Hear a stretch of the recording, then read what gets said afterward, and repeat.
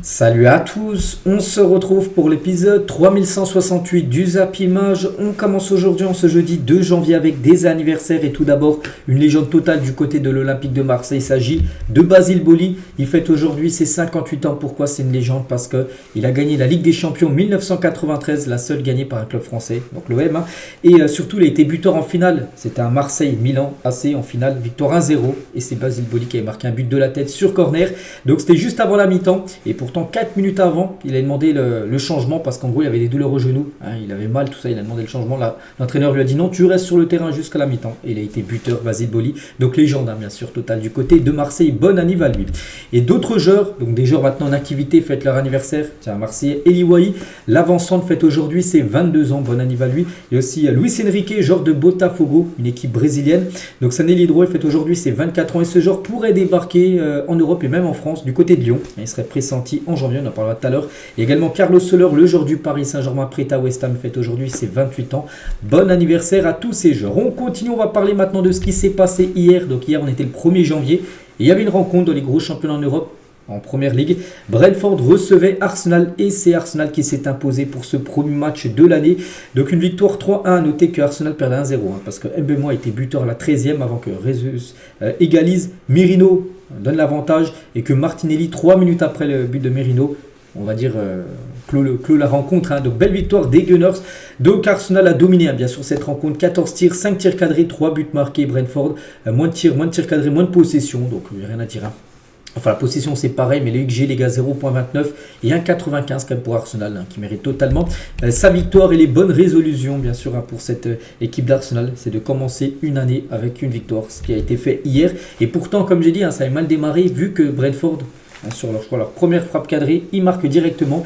Et Mbeumo, du coup, est devenu sur cette année 2025 le premier buteur en première ligue pour cette nouvelle année. Et c'est que c'est l'un des joueurs quand même les plus sous-cotés de première ligue, parce que tous les week-ends quasiment je parle de ce joueur parce qu'à chaque fois il marque. Et peut-être il joue à Brentford, mais c'est un joueur qui mériterait de jouer dans une grosse équipe anglaise ou même un peu à l'étranger. Donc quelle sérénité de sa part lorsqu'il arrive dans la surface adverse. Un excellent buteur. Il vient d'inscrire quand même son 11e but en 19 matchs cette saison en première ligue. Déjà 11 buts en PL. Il doit être dans le top 5 des meilleurs buteurs. Ou ça, là, je crois qu'il a 17 buts. Après il y a du Haaland, tout ça, qu'il est à 14. Donc lui il a 11 buts. Donc voilà, c'est pas mal bien sûr pour l'attaquant camerounais. Et Mbeumo explique aussi la raison de cette célébration parce qu'il fait souvent la même célébration quand il marque. C'est un clin d'œil à un manga que j'adore, note, lequel le héros tue ses adversaires à chaque fois qu'il inscrit leur nom sur un carnet. Donc du coup, moi, après mes buts, je fais semblant d'écrire le nom de l'équipe contre laquelle je viens de marquer. Voilà, en gros, il fait référence à sa célébration par rapport à un manga qui suit énormément. Donc voilà la célébration, il explique sa célébration, Mbeumo. Mais bon, ça n'a pas suffi vu qu'un quart d'heure après, Gabriel Jesus a égalisé. Donc son 6e but comme sur ses 4 derniers matchs. Vraiment, il est actuellement très très fort, Gabriel Jesus. Il a marqué un triplé contre Crystal Palace. 3 jours après, il a marqué un doublé contre Palace et là il a été buteur. Donc voilà, 6 buts sur ces 4 derniers matchs, il plante. Le joueur brésilien, donc voilà, félicitations à lui. Et c'est simple, en 2025, et Gabriel Jesus n'a toujours pas perdu un match de première ligue dans lequel il a marqué 62 matchs. Enfin, il a marqué en première ligue, que ce soit Arsenal ou même son ancien club, Manchester City. Et dans ces 62 matchs, 0 défaite. Soit il y a eu des nuls, il y a eu beaucoup de victoires quand il a été buteur en première ligue, mais il n'a jamais perdu quand il a marqué dans une rencontre. Gabriel Jesus. On va parler d'un autre joueur, c'est le jeune Ethan Nwaneri, donc un tout jeune joueur, parce qu'il a 17 ans. Il est né l'année de Lamine Yamal, pour vous dire qu'il est tout jeune, et il était titulaire pour la première fois de sa carrière en première ligue. Donc voilà, une pépite, vraiment c'est un crack ce joueur. Donc contre Brentford, c'est coup double pour lui. Donc là hier, première fois qu'il est titulaire, donc le 1er janvier 2025, et la première fois qu'il avait joué un match avec Arsenal, c'était contre ce même adversaire Brentford. Ça avait été le 18 septembre 2022. C'était sa première apparition. Il était tout jeune, les gars. Il avait seulement 15 ans et 181 jours. Donc là, maintenant, il a 17 ans et 286 jours. Il a à peu près le même âge que Lamine, même pratiquement les mêmes mois, tout ça. Donc, voilà, première fois titulaire. Donc, il a remplacé Bukayo Saka, parce qu'on sait que Saka a blessé jusqu'à mars. Ça, c'est un coup dur du côté des Gunners. Il a fait une belle partie au poste d'ailier droit, le poste normalement qu'occupe. Bukayo Saka, donc, à nous à surveiller. Je parlais déjà de ce joueur il y a quelques mois. Quand il jouait déjà en équipe réserve, où il était impressionnant. Maintenant, bien sûr, il joue en équipe pro et c'est totalement mérité. Et concernant Arsenal, donc depuis le 11 novembre dernier, donc il y a déjà quasiment 2 mois, Arsenal a joué tous ses matchs de Première Ligue à Londres, et ce malgré 5 déplacements, parce qu'ils sont partis à Chelsea, à West Ham, à Fulham, à Crystal Palace, à Brentford. Tous ces clubs sont également dans Londres. Voilà, donc c'était leur déplacement. Donc il n'y a vraiment que la Première Ligue pour offrir ça, parce qu'on sait qu'à Londres, il y a beaucoup de clubs.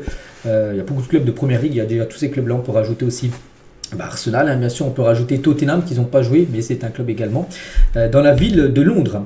Et concernant l'équipe de Brentford qui s'est inclinée, mais c'est une très belle équipe, on va parler de leur coach, Thomas Frank, et nommé en 2018, c'est vrai que ça fait quand même ça fait pas mal d'années, ça fait 7 ans quand même qu'il est entraîneur. Alors, on sait que des fois les entraîneurs, quand ça va pas, ils sautent. Donc lui, les gars, comme 7 ans du côté de cette équipe, donc Thomas Frank est le plus ancien entraîneur de Première Ligue en poste, juste derrière Pep Guardiola, avec City, où lui, ça fait 1 ou 2 années de plus.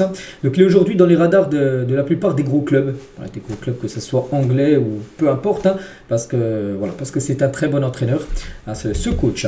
Et toujours sur cette rencontre, et pour finir sur ce match, donc regardez une photo d'un supporter de Brentford. Il a porté le maillot de nombre de Ligue des Champions remporté par Arsenal pour chambrer les Gunners, donc 0 Ligue des Champions bien sûr remporté par Arsenal, mais hier c'est bien Arsenal qui s'est imposé à Brentford. Et du coup, ce classement de cette Première Ligue après le match hier, donc Arsenal du coup passe devant Nottingham et Chelsea, parce que Arsenal maintenant est deuxième de ce championnat anglais. Bon, il soit 6 points derrière Liverpool, mais Liverpool a un match en retard, donc il pourrait prendre 9 points d'avance. Liverpool, s'il s'impose contre Everton lors de le match en retard, qui est 16e. Et concernant Brentford, qui s'est incliné, donc ils sont dans la mi-tableau, la 12e position. Il y avait également de la Championship, deuxième division anglaise. Voici tous les résultats de la journée d'hier. Par exemple, Plymouth, où on parlait de Wayne Rooney qui a été viré. Donc là, c'était un coach par intérim qui était là. Donc il a fait 2 partout, le nouveau coach. Par intérim, en attendant le nouveau coach qui soit élu. Donc je sais pas, Burnley contre Stoke qui a eu 0-0. Voilà, Leeds, les leaders, ils ont fait 1 partout contre Blackburn, et voici le classement. Donc Leeds devant Burnley et Sheffield United. Des équipes à l'époque qui étaient en Première Ligue en difficulté, comme Luton Town, je crois, il y a 1 ou 2 ans, ils étaient en Première Ligue, ils sont quand même 20e. Attention, les 3 derniers descendent après en 3e division, c'est de la Ligue 1 après. Ou par exemple, il y a Stoke City aussi qui est en Première Ligue, ou même les Queen's Park Rangers, c'est quand même loin maintenant dans le championnat de Championship. On continue, on va parler maintenant Mercato, parce que le Mercato ouvert ses portes depuis hier à minuit. Et officiel, on en parlait ces derniers jours, ça y est, c'est fait les gars. Seko Fofana est de retour en Ligue 1 et rejoint le Stade Rennais. Montant du transfert, 20 millions d'euros qu'a déboursé l'équipe de Rennes à l'équipe d'Al Nasser, parce que je joue Al Nasser la saison dernière. Donc voilà, retour de Seko Fofana, très bon joueur, c'est un milieu ivoirien, il joue à Lens il y a 1 an et demi. Voilà, ça fait plaisir de le revoir dans le championnat français. De gros coups quand même réalisés par le Stade Rennais, et surtout quand c'est la situation de Rennes. Ils vivent une saison très compliquée. Je pense que ce genre avec beaucoup d'expérience va leur faire un bien fou. Au milieu de terrain, donc il a signé quand même jusqu'en 2029, donc un contrat de 4 ans pour lui, du côté de Rennes.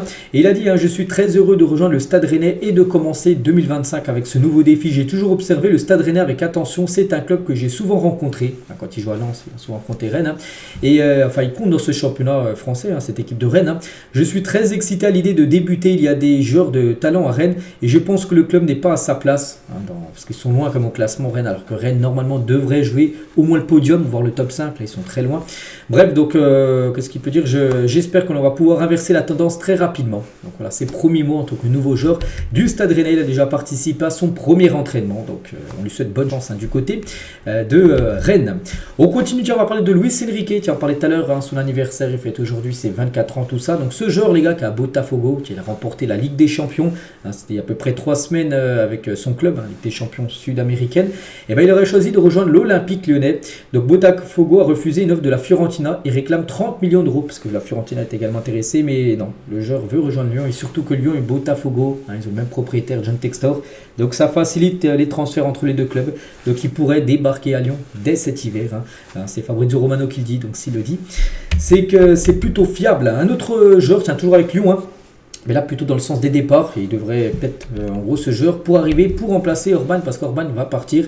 Il s'est envolé hier soir mercredi, pour l'Allemagne. Donc le Nigérian rejoint au final un montant du transfert 12 millions d'euros, bonus compris. Bon, c'est pas encore officiel, C'était hier, mais aujourd'hui, là, peut-être ce matin, il a passé sa visite médicale. Peut-être quand vous regardez la vidéo, c'est peut-être officiel, mais c'est sûr. Hein, il va rejoindre cette équipe de Hoffenheim, Gift Orban, qui n'a jamais quand même réussi à s'imposer du côté de l'OM. Pourtant, Lens avait essayé, hein, avait fait une offre en début de semaine, hein, mais qui s'est avérée trop loin des exigences lyonnaises.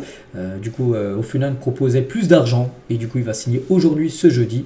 Voilà son contrat du côté de cette équipe. On va parler de Ruben Amorim, le coach du Sporting réclame l'arrivée de Victor Gyökeres à Manchester United dès cet hiver, d'après le Daily Star, donc un média britannique.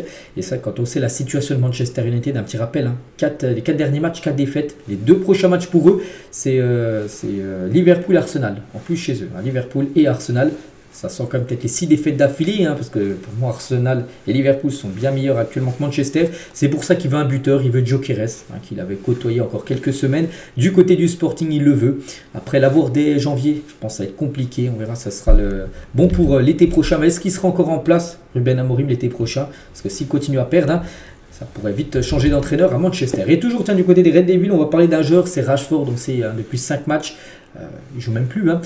Donc là, le dernier match, il a été dans le groupe, mais il n'a pas joué. Mais les 4 matchs avant, il n'était même pas convoqué. Pourtant, il n'était pas blessé. Il regardait les matchs à la télé chez lui. Hein. Donc Rashford réagit sur Instagram aux dernières rumeurs le concernant. Il a dit: beaucoup de fausses histoires ont été écrites sur moi récemment, mais là, ça en devient vraiment ridicule. Hein. Je n'ai pas rencontré d'agence pour faciliter sa sortie de Manchester United et je ne prévois pas de le faire. On ne dit pas qu'il veut rester à Manchester. Hein.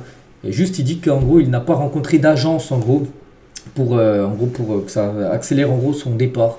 Voilà, donc juste il dit ça, mais voilà, il devrait bien partir. Hein. Manchester United, il est mis de côté, on le sait. L'attaquant anglais. On continue, on va parler de ce joueur, c'est Hassan Diao, donc un joueur du Betis Séville. Il va s'engager avec Como, donc une équipe italienne. Le club italien va débourser 11 millions d'euros pour les sports espagnols. Alors, il va rejoindre l'équipe de Fabregas, hein, qui entraîne bien sûr cette équipe. Concernant Jonathan Tah, donc lui, hein, c'est quasiment fait les gars, accord total entre Jonathan Tah et le FC Barcelone. Il arrivera gratuitement l'été prochain, libre, hein, vu qu'il est en fin de contrat là dans moins de 6 mois maintenant, le 30 juin prochain. Il y a des clubs comme le Bayern Munich, hein, qui le suivaient, même d'autres clubs, vu qu'il est libre, et du coup il a choisi de rejoindre le Barça. Le FC Utrecht veut garantir le prêt de Sébastien Haller, hein, tiens, Saint-Georges Dortmund, il est parti à Leganés où il joue très peu. Hein. Donc les négociations entre Dortmund et le club néerlandais se passent bien pour l'instant. Son prêt à Leganés va se rompre dans les prochains jours. Pourquoi? Parce qu'il a été prêté à Leganés alors qu'il ne joue pas. Il joue encore moins que quand il est à Dortmund, hein. Ça c'est fou, alors que Leganés c'est une équipe promue en Liga, donc du coup voilà, dans un club où il ne joue pas, il va partir. Il pourrait partir à Utrecht ou peut-être au Dynamo Zagreb aussi, qui s'intéresse à Sébastien Haller. Donc Dortmund envisagerait un départ de son attaquant dès cet hiver. Voilà, donc concernant la situation de l'attaquant ivoirien. João Neves a fêté le nouvel an sur les Champs-Élysées en bon parisien. João Neves tient tout à gauche, le bout de modo avec la veste blanche, avec sa copine. Donc il était dans les rues de Paris, à l'Arc de Triomphe bien sûr, avant-hier pour le nouvel an. Il y a des nouvelles aussi de Granit Xhaka, donc le joueur du Bayer Leverkusen, vu que là c'était la trêve, hein, tout ça. Donc il a profité de son passage au Kosovo, hein, pour faire une greffe des cheveux. Voilà, donc la nouvelle année, il est reparti à zéro tout simplement, Granit Xhaka. Donc on verra dans quelques mois.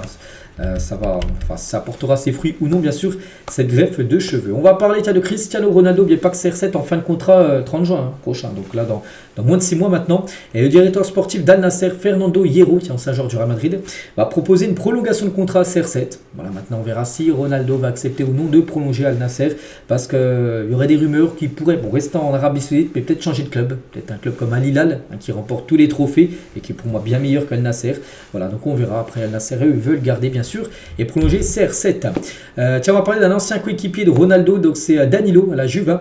Il est annoncé dans le viseur de l'homme. Danilo est bien à vendre par la Juventus Turin. Nous travaillons pour une vente ce mois-ci, c'est le plan, a indiqué le directeur sportif du club de la Juventus Turin. Voilà, donc Danilo, fin de contrat en fin de saison, donc pour éviter de le perdre libre là, dans 6 mois, ils aimeraient le vendre là et récupérer peut-être 1 ou 2 millions d'euros. Enfin, je sais pas combien il coûte, hein, mais bon, je pense qu'il va pas coûter énormément cher vu qu'il est quand même âgé et surtout il est en fin de contrat dans 6 mois. Des nouvelles aussi, tiens, de José Mourinho qui a passé son nouvel an à analyser le dernier match d'Antalya Sport, le prochain adversaire de Fenerbahçe en Super League turque. Hein, regardez, c'est lui qui a partagé ça sur ses réseaux sociaux, sur son compte Instagram. Donc bonne nouvelle année. Puis lui, il était devant ce match. Du futur adversaire, en gros, du Fenerbahçe là dans quelques jours en championnat. Et concernant Mourinho, il regrette quand même quelque chose d'énorme, hein, c'est d'avoir quitté le Real Madrid en 2013. En 2013, Pérez voulait le garder. Le président, c'est lui qui a dit non, je pars. Donc dire non à Florentino Pérez reste l'un de mes plus grands regrets. Il m'a dit, donc Mourinho, ne pars pas maintenant, tu as fait le plus difficile et le meilleur arrive. Hein. Mais je voulais retourner à Chelsea après 3 années difficiles en Espagne et du coup il a quitté l'équipe du Real Madrid. Et du coup l'année suivante, Ancelotti prend l'équipe du Real et en 2014, c'est la 10e Ligue des Champions remportée. C'est dommage, parce que peut-être il aurait été en place, il aurait remporté cette 10e LDC, bien sûr, avec le Real, mais c'est lui qui a préféré partir.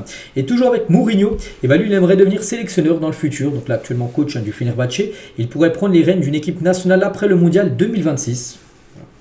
C'est un projet, un peu comme Pep Guardiola aussi, qui a un projet un jour de prendre une équipe nationale. C'est la même chose pour José Mourinho. On va parler de Bruno Fernandes, donc le joueur de Manchester United. Et quand Fernandes fait l'éloge de Jérémy Mathieu et de sa capacité à tirer les coups francs, parce qu'il avait côtoyé au Sporting il y a quelques années, il a dit Jérémy Mathieu était incroyable pour tirer les coups francs. Sûrement un des meilleurs joueurs avec qui j'ai joué sur cet exercice des coups francs directs. On communiquait beaucoup, mais c'était difficile de le comprendre parce que quand je lui demandais s'il était confiant avant qu'il tire les coups francs, il me répondait toujours peu importe. Puis après, il mettait le ballon de n'importe quelle manière par terre et boum, but. Alors que pour certains, il faut bien mettre le ballon à la bonne position, faire la bonne respiration, tout ça. Lui, il jetait la balle par terre, il tirait et c'était but. C'est vrai que Jérémy Mathieu, ancien joueur du Sporting, du Barça, il a joué à Sochaux, il a joué dans beaucoup d'équipes. Jérémy Mathieu, c'est que c'est un très bon tireur de coups francs. Par exemple, il y a une vidéo sur cette publication, il y avait une vidéo d'un but de Jérémy Mathieu. Là, en gros, il a placé le ballon en pleine lucarne lors d'un match qu'il avait pu jouer il y a quelques années avec le Sporting. N'oubliez pas qu'il a pris sa retraite depuis Jérémy Mathieu. Voilà. On continue, on va parler de Jack Grealish. On avait parlé l'année dernière, 0 but en 45 matchs. City cherchera à s'en séparer et Tottenham veut recruter Jack Grealish en prêt. Il s'agirait d'après de 6 mois afin de relancer l'attaquant de Manchester City. Donc là, ce sera un prêt peut-être sans option d'achat de janvier jusqu'à juin. Je pense que ce serait une bonne nouvelle parce qu'à City, il ne joue plus. Il n'est pas titulaire, il est remplaçant. Il joue des bouts de match. Des fois, il ne joue même pas. Et surtout, il est plus décisif. Pourquoi pas partir à Tottenham pour relancer sa carrière. Officiel, le Benfica rompt le contrat d'Issa Kaboré. Le latéral burkinabé fait donc son retour à Manchester City. Voilà, donc il était prêté par City au Benfica et du coup il était prêté normalement toute l'année, toute la saison jusqu'au 30 juin et du coup il fait pas trop le taf au Benfica, du coup il résilie son prêt, retour à City, donc on pense que City va de nouveau le prêter à un autre club. Voici à quoi devrait ressembler le 4e maillot du PSG cette saison. Il sera porté par l'équipe parisienne lors de la seconde partie de saison, donc pour certains matchs bien sûr vu que c'est le 4e maillot, donc maillot un peu original avec gros sponsoraire Jordan en plein milieu, on dirait un maillot de gardien. Voilà, on dirait vraiment un maillot de gardien, mais ça doit être le maillot des joueurs le 4e maillot qui sera porté peut-être pour 1 ou 2 matchs pour cette deuxième partie de saison. N'oubliez pas les dates importantes sur cette nouvelle année 2025. Donc tout d'abord la finale de la Ligue des Champions, c'est prévu le 31 mai prochain. Voilà, normalement ça joue toujours quasiment en juin, donc là ce sera fin mai, parce qu'en juin il y aura la Nation League, les demi-finales. N'oubliez pas qu'il y a déjà les quarts de finale prévus en mars. Par exemple, la France jouera ces 2 matchs contre la Croatie. Donc, sa qualification, le final four, on va dire les 4 dernières équipes, les 4 demi-finalistes, joueront du 4 juin au 8 juin, les demi-finales et la finale. Donc, du 14 juin, donc 10 jours après la Nation League, retour pour certains clubs pour jouer la Coupe du Monde des clubs du 14 juin au 13 juillet, un mois. Ça sera comme une Coupe du Monde des clubs, des pays, mais avec des clubs, on en a déjà parlé longtemps. Donc ça se jouera aux États-Unis, puis après le 21 décembre jusqu'au 18 janvier l'année prochaine, et ça sera la Coupe d'Afrique des Nations qui se jouera du côté du Maroc. Voilà quelques dates importantes. On va parler de Liverpool qui est proche d'un accord avec Virgil van Dijk pour prolonger son contrat jusqu'en 2027 parce que Van Dijk il est en fin de contrat, dans moins de 6 mois. On sait qu'il y a des joueurs à Liverpool très forts qui sont en fin de contrat, donc il y a lui, il y a Salah, il y a Alexander Arnold. Donc concernant Van Dijk, donc il serait très proche de prolonger de nouvelles années du côté des Reds. On va parler du cas Dani Olmo, parce que Dani Olmo c'est quand même une catastrophe et c'est honteux comme de la part de la direction du FC Barcelone, donc Laporta, tout ça. Donc la fédération espagnole soutient Javier Tebas, donc le président de la Liga, qui est sur cette photo, concernant les dossiers Dani Olmo et Victor Roque. Et c'est pour Victor aussi. Donc le Barça aurait dû respecter les règles, indique une source de la RFEF au journal en gros. Parce que le Barça n'a pas respecté les règles du fair play financier. C'est pour ça que Daniel Mo, par exemple, n'est pas enregistré. Et le Barça attend jusqu'au 3 janvier, donc jusqu'à demain minuit, pour Daniel Mo et Pau Victor. Hein. Donc là, c'était marqué Victor Roque, mais c'est pas Victor Roque, c'est plutôt Pau Victor. Hein. Parce que Victor Roque, il a enregistré, il joue du côté du Betis. Hein. Je pense que là, c'est une petite erreur de B-Football. Bon, bref, on revient sur ça. Donc Olmo n'écoute aucun club et veut absolument lui jouer au Barça, mais pour l'instant, il ne peut pas jouer. Hein. Le prochain match du Barça, là, c'est dans quelques jours, un match de Liga. Il ne peut pas jouer, il n'est pas inscrit. Hein. Donc le club aura l'argent et des loges, un VIP en sa totalité ce vendredi, donc demain, et espère que le fait de ne pas avoir reçu la totalité du revenu est interprété comme force majeure pour forcer le règlement dans ces délais. En gros, ils sont déjà hors délai. Mais ils vont essayer, je sais pas, de faire une petite magouille, le FC Barcelone, pour en gros que les délais soient un peu plus longs, et pour en gros que, voilà, parce que l'argent en gros, de toute la vente des VIP, en gros des places, hein, le levier économique, en gros, ça va arriver demain. Hein, ça va dû arriver avant le 31. Et du coup, ils vont essayer un petit délai, ils vont demander un petit délai à la Liga, parce qu'ils vont accepter la Liga. Ça, c'est pas sûr. Hein. Et pour l'instant, Daniel Mo, hein, souvenez-vous, le 9 août 2024, hein, c'était officiel, regardez le Barça officiel, Daniel Mo, en gros, rejoint et signe au club jusqu'en 2030. Hein. Et ben, n'oubliez pas que le FC Barcelone n'a pas été en mesure de réunir les fonds nécessaires à l'inscription du joueur Daniel Mo avant le 31 décembre 2024. Hein. N'oubliez pas qu'actuellement il est libre, hein. Il n'appartient plus au FC Barcelone. Hein, s'il veut, il peut partir. N'oubliez pas que le Barça l'a acheté quand même 50 millions d'euros. Et là, il peut partir libre. C'est-à-dire que le Barça a payé un joueur 50 millions d'euros pour jouer que quelques mois. Donc pour l'instant, le joueur souhaite rester au Barça. Il ne va pas leur faire un coup dans le dos. Mais s'il veut, il peut partir. Hein. Et surtout qu'il y a beaucoup de clubs qui s'intéressent à lui. Et Olmo pourrait partir en touchant aussi ses salaires dus jusqu'en 2030. Parce que normalement, il a un contrat jusqu'en 2030. Il peut partir en touchant tous ses salaires. Par exemple, je ne sais pas, il joue à Leipzig. Donc touche son salaire à Leipzig plus les salaires qu'il devait toucher au Barça jusqu'en 2030. Donc là, il peut mettre, s'il veut, le Barça dans le rouge total. Et en plus, le Barça perdrait 50 millions d'euros sur un joueur qui aura joué seulement 5 mois. Mais comme j'ai dit, pour l'instant, le joueur, les gars, veut rester. Hein. Bien sûr, du côté de Barcelone, il attend de voir s'il y a une solution qui va être trouvée. Mais pour l'instant, ça semble un peu compliqué. Et Daniel Mo vient d'arriver au centre d'entraînement. Donc, il s'entraîne toujours. Il peut s'entraîner, il n'y a pas de souci. Mais pour l'instant, jouer un match de Liga, ce n'est pas possible. Hein. Pour Daniel Mo, je peux vraiment avoir des infos qu'il était vraiment très marqué à l'entraînement. Voilà, il savait que sa situation était très préoccupante. On va parler de Alexander Arnold. Hein. Donc le Real Madrid ne veut pas payer plus de 15 millions d'euros pour s'offrir Alexander Arnold cet hiver. Les Merengues sont prêts à l'acheter dès maintenant. Hein. Il est en fin de contrat dans 30 juin prochain, mais ils sont prêts à l'avoir dès maintenant à un prix raisonnable, hein, parce qu'il ne reste plus beaucoup de mois de contrat. Donc Liverpool, ils vont dire non. Liverpool ne va pas le lâcher là, et ils souhaitent toujours essayer de le prolonger, Liverpool. Mais bon, s'ils n'arrivent pas, il partira libre l'été prochain. Des nouvelles de Paul Pogba, priez, travaillez et patience. Hein, l'avenir est déjà écrit, Dieu est aux commandes. Voilà, c'est sa dernière publication Instagram. N'oubliez pas que cette année 2025, c'est le retour de Paul Pogba sur les terrains. En mars prochain, il pourra faire son retour Pogba. Pour l'instant, on ne sait pas où il signera. Là, il peut signer à tout moment, il peut signer quand il veut, hein, vu qu'actuellement il est libre, hein, il peut s'engager quand il le souhaite avec son nouveau club. La Coupe arabe de la FIFA se tiendra au Qatar du 1er au 18 décembre 2025. En fin d'année, les mêmes stades seront utilisés que lors de la Coupe du Monde, hein, qui s'était jouée au Qatar il y a 2 ans. Lors de la dernière édition en 2021, c'est l'Algérie qui avait soulevé le trophée de la Coupe arabe. Voilà, donc on a les dates concernant cette compétition. Ils sont tout en haut, donc les 10 joueurs les plus réguliers de la Ligue 1, ce sont eux sur l'année 2024, sur l'année dernière. Donc voici déjà les 3 premiers, c'est 3 joueurs du PSG, Hakimi, Dembélé, Vitinha. Après il y a 2 joueurs de Strasbourg, il y a des joueurs de Monaco et des joueurs aussi de Brest et de Reims, hein, qui est Ito. Voilà, en gros c'est ceux qui ont eu le plus de points, en gros les meilleurs joueurs sur l'année dernière du côté du championnat français. Et toujours avec la Ligue 1 et les autres compétitions. Donc classement des meilleures attaques de l'année 2024, toutes compétitions confondues des clubs de Ligue 1. Donc le PSG en tête, à 124 buts inscrits par l'équipe parisienne sur l'année dernière, toutes compétitions confondues. Donc on prend en compte la Ligue 1, la Ligue des Champions, la Coupe de France, voilà, toutes ces compètes. C'est pour ça peut-être que le PSG a joué plus de matchs par exemple que des équipes comme l'AG Auxerre, qui n'a pas joué la Ligue des Champions l'année dernière.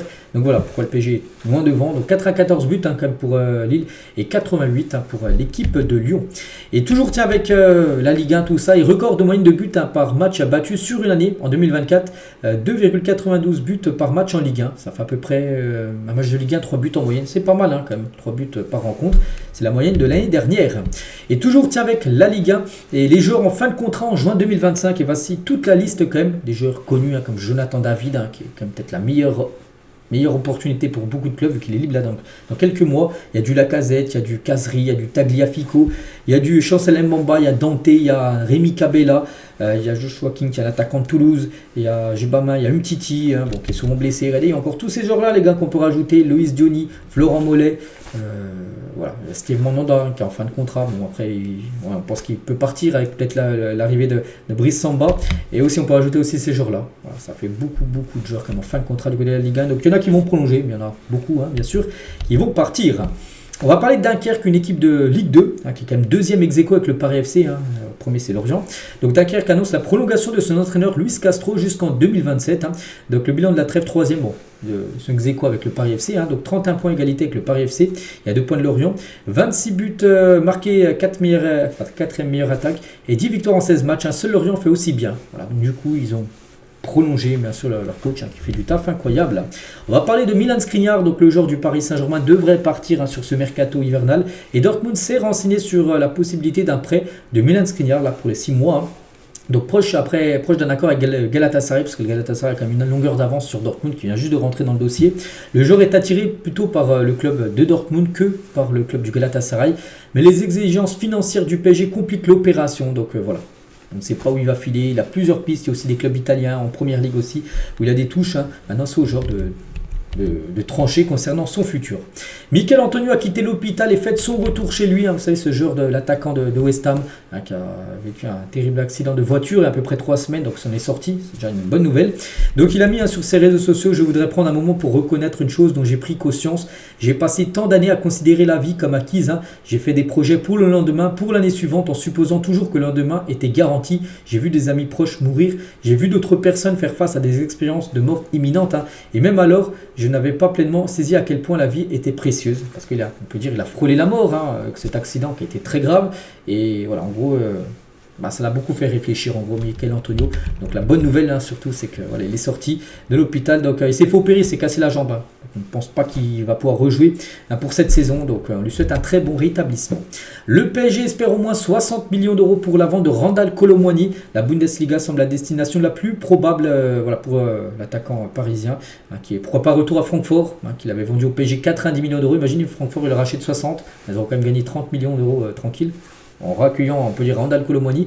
Bref, donc voilà, le PSG a fixé ce prix-là pour l'attaquant parisien qui va partir normalement en janvier. Officiel, Thomas Tuchel démarre aujourd'hui à la tête de la sélection anglaise. Bon, c'était hier l'info, vu qu'hier on était le 1er janvier. N'oubliez pas qu'il avait signé il y a déjà quelques mois. C'était lui le nouveau sélectionneur de l'Angleterre, mais il prenait son poste dès le 1er janvier. À partir du 1er janvier 2025. Ça y est, on est. Donc la prochaine trêve, ce sera lui bien sûr aux commandes de l'Angleterre. Donc il fera sa liste en mars prochain. Quand Zidane et Roberto Carlos évoquaient la finale de la Coupe du Monde 1998, remportée par l'équipe de France 3-0. Donc Roberto Carlos qui était là lors de cette finale, il joue côté Brésil et Zidane côté équipe de France. Et Carlos il a dit, donc Roberto, donc ce jour-là tu as mis 2 buts de la tête, non? Donc Zidane il a dit oui, 2 buts. Et le journaliste qui est en train de filmer, il a dit, tu as mis combien de buts de la tête dans ta carrière, en parlant de Zidane? Et Zidane a dit seulement 2. Lors de cette finale de la Coupe du Monde, c'est vrai qu'il avait été exceptionnel bien sûr, Zizou. Et on finit les gars cet épisode aujourd'hui avec cette, j'en ai montré plusieurs ces derniers jours, une génération à chaque fois différente. Donc là c'est la génération 1988, donc des joueurs, il a compris leur retraite, il y en a qui sont proches de la prendre. Donc pour vous, lequel est le plus fort parmi tous ces joueurs-là? Donc il y a comme des bons noms, il y a comme du Lewandowski, il y a du Busquets, voilà, il y a du Kun Agüero. Donc pour moi le plus fort, je partirais sur Lewandowski. Voilà, après, tu peux mettre aussi du Ozil qui a été exceptionnel, du Busquets, tout ça, mais voilà, pour moi le plus fort, Robert Lewandowski. Donc le plus surcoté de cette liste-là, peut-être Willian, s'il faut en sortir un. Willian ou Boateng, voilà le joueur là du Bayern. Je partirais sur Willian, qu'on attendait beaucoup, et voilà, une carrière un peu moyenne.